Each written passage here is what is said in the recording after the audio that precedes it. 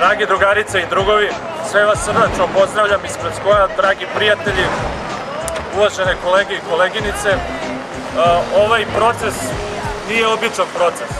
Ovaj proces možemo slobodno nazvati montiranim političkim procesom.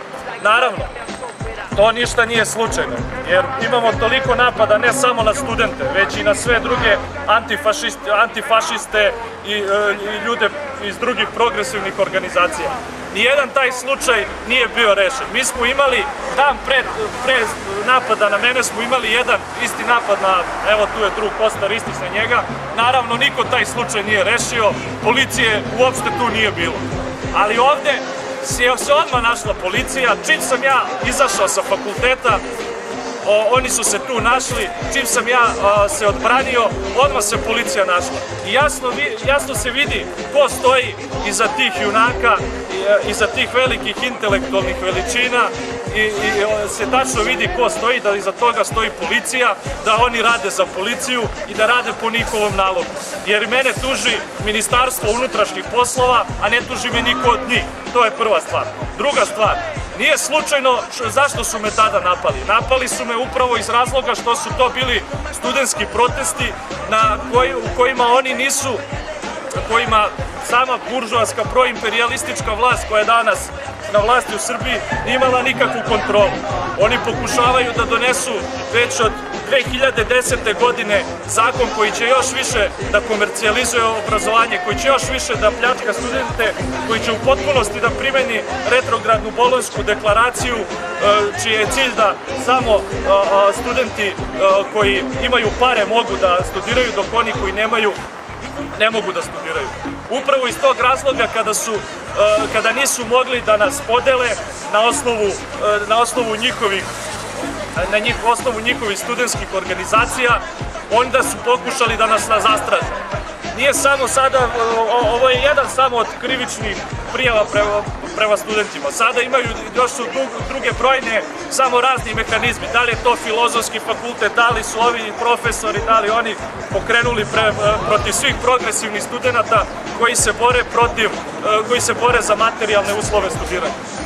Potpuno je apsurdno da danas mi kada treba da slavimo 70 godina pobede nad fašizmom, kada se i sama današnja buržoaska klika poziva na antifašizam, da danas se sudi antifašistima, a da se na fašiste gleda kao žrtvu.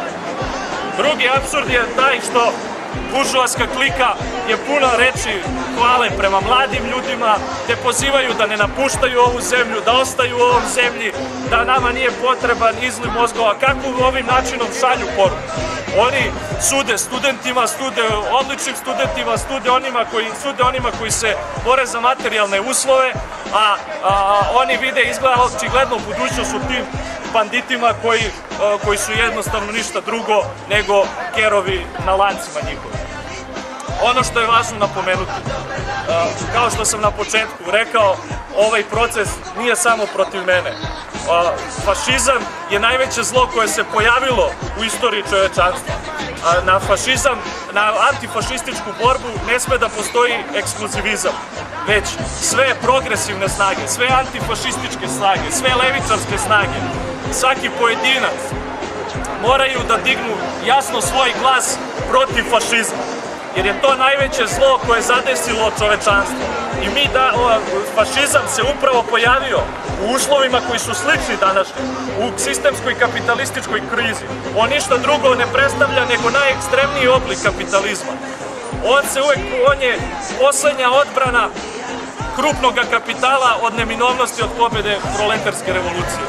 Stoga, sve progresivne snage, svi antifašisti, kao što sam pomenuo, svi levičari, moraju se ujediniti u borbi protiv fašizma kako bi pokazali da on nikada u ovoj zemlji nije imao plodno tlo, da nikada nije prolazio i da neće proći.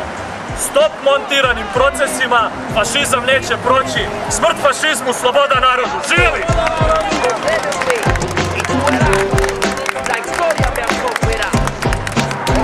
Para detener esta revolución cubanísima tiene que morir un pueblo entero.